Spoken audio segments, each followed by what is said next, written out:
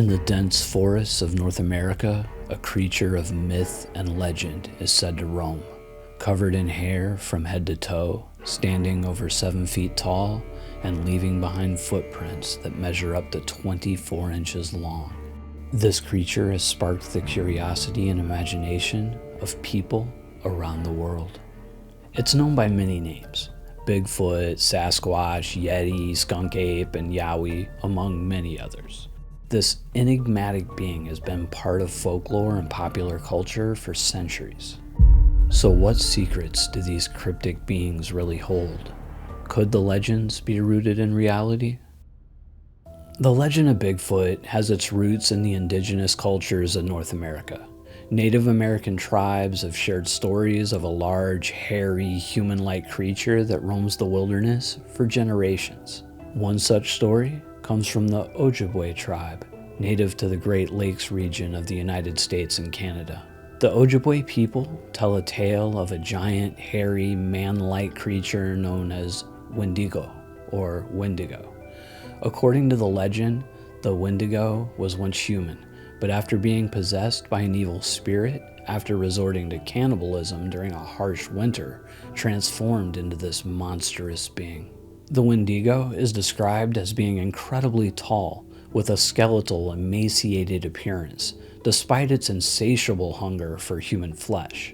Its eyes are said to be sunken and glowing, and its skin as tough as bark. Some say the Wendigo is a warning, a lesson, a symbol of the dangers of selfishness and greed. It reminds us to respect nature and each other.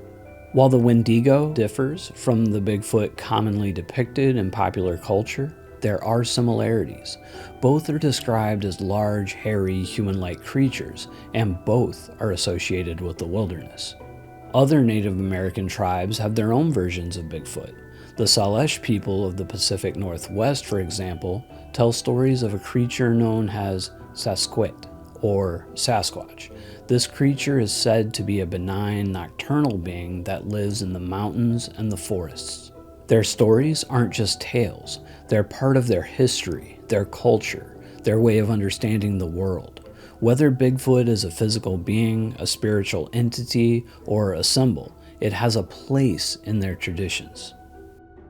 Similar creatures appear in folklore of many cultures around the world.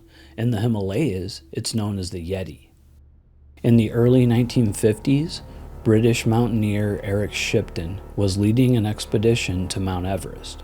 While traversing a high-altitude glacier, he and his team came across a series of large footprints in the snow. The footprints were about 12 inches long and appeared to be from a creature with a wide, barefoot stride. Shipton took several photographs of the footprints, which are some of the most famous images of Yeti footprints in existence.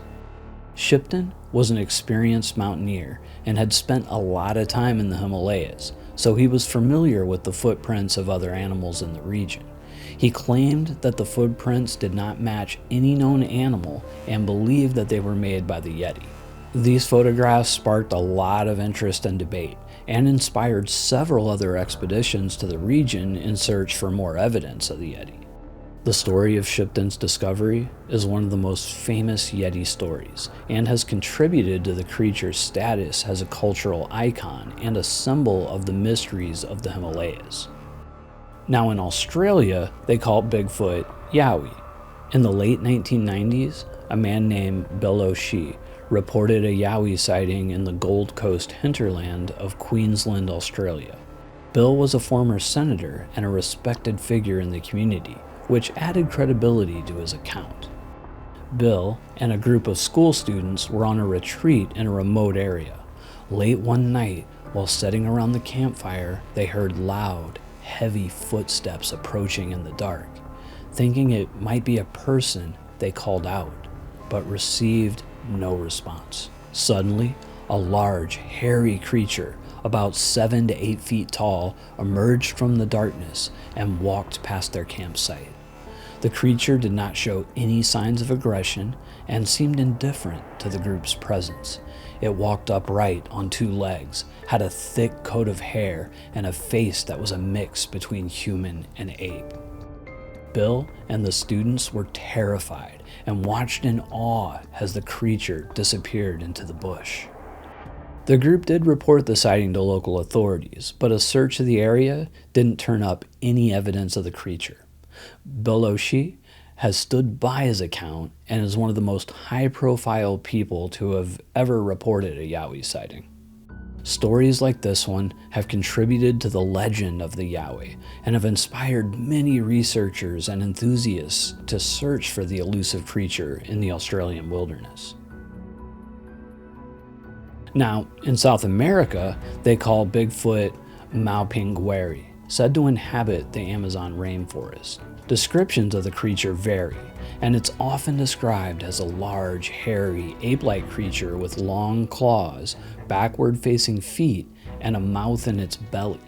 Some indigenous tribes in the Amazon believe that the Mapinguari is a protector of the forest and will attack anyone who harms it. One of the most compelling accounts of a Mapinguari encounter comes from a retired Brazilian farmer named Dona Marcia. In 2003, Dona Marcia was working on her farm in a remote area of the Amazon when she heard a loud, growling noise coming from the edge of the forest. Thinking it might be a jaguar, she went to investigate.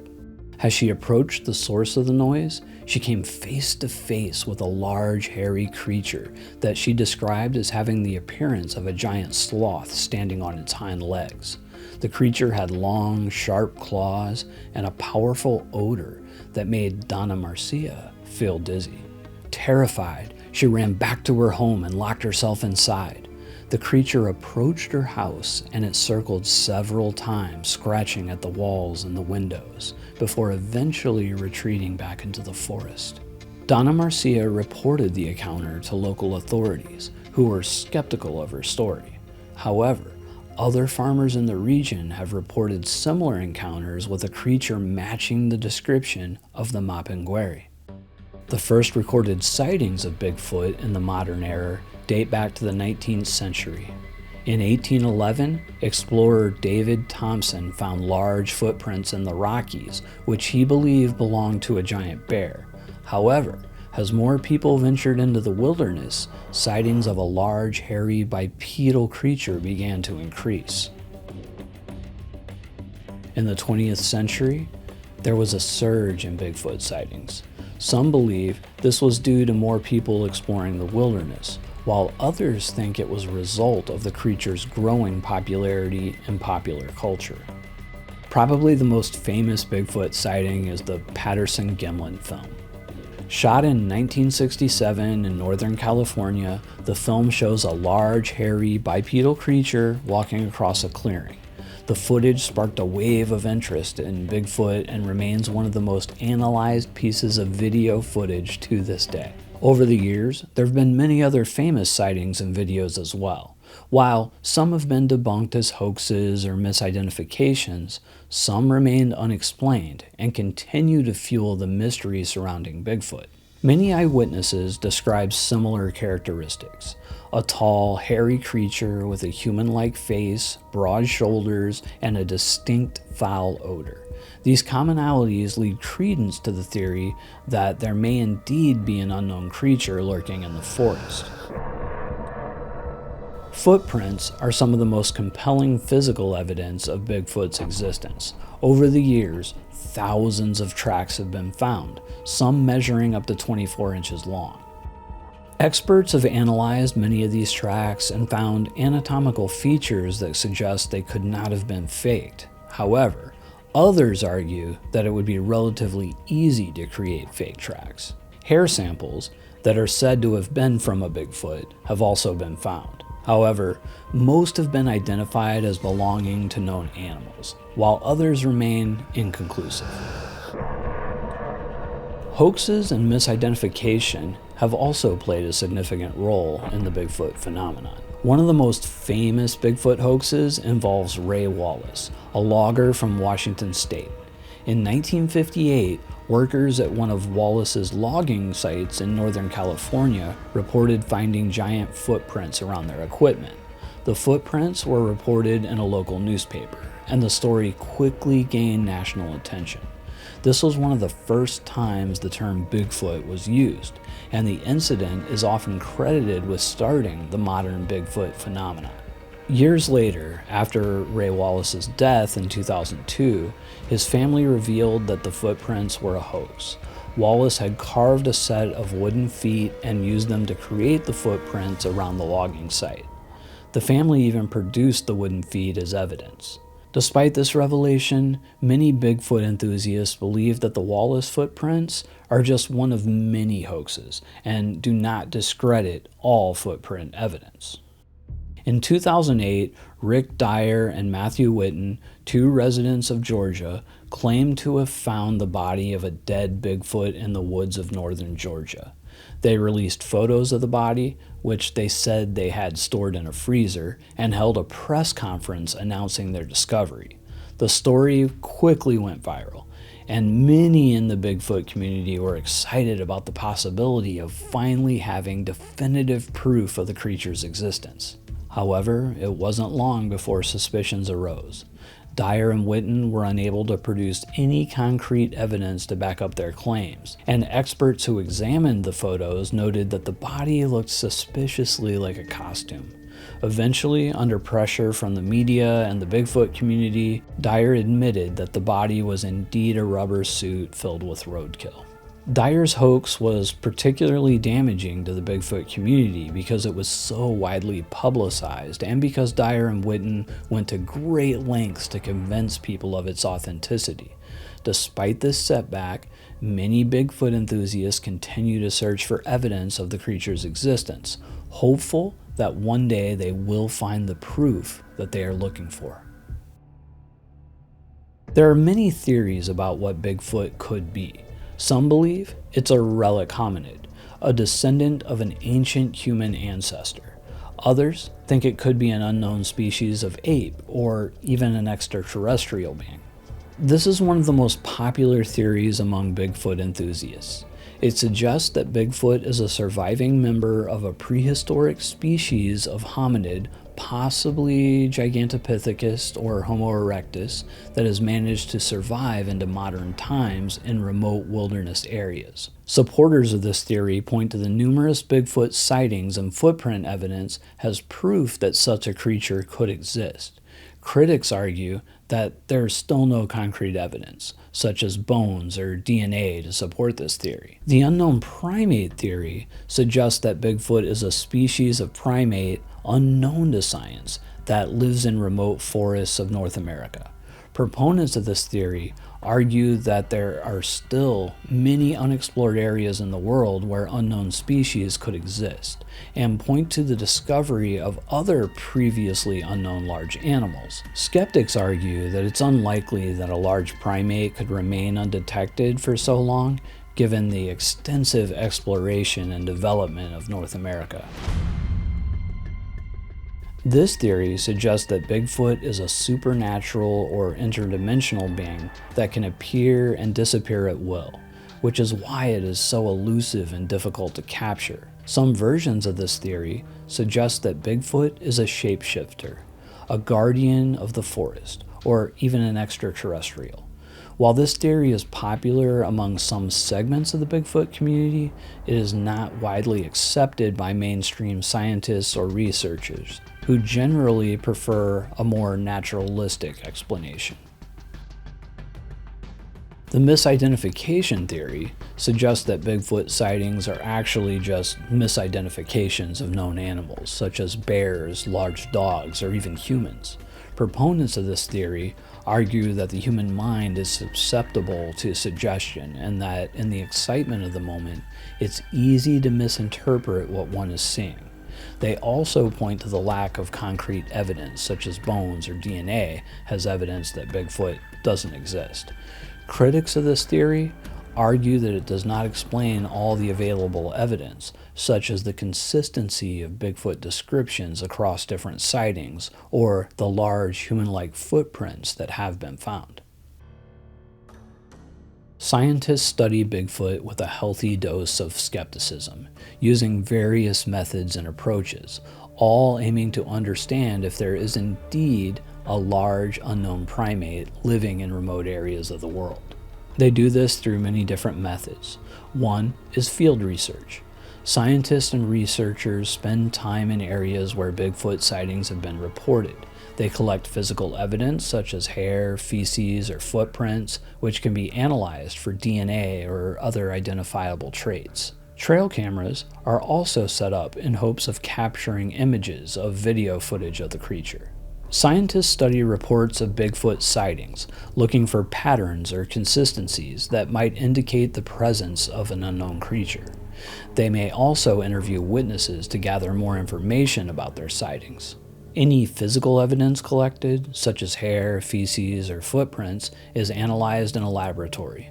DNA analysis can be used to determine the species of the creature that left the evidence.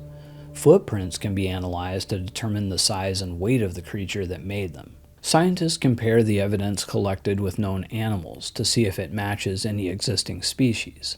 They may also compare the evidence to that of known hoaxes to determine its authenticity. So why do scientists study Bigfoot? One reason could be the discovery of a new species. If Bigfoot does exist, it would be one of the most significant zoological discoveries of the century. It could provide new insights into human evolution, primate behavior, and the ecology of remote wilderness areas. Then there's public interest.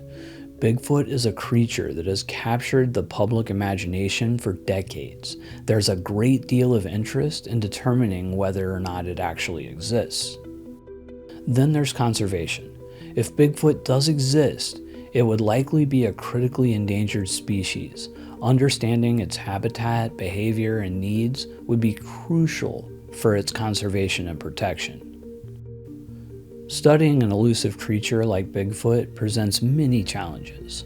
Bigfoot is said to inhabit remote and inaccessible areas, which makes it difficult for researchers to conduct thorough investigations.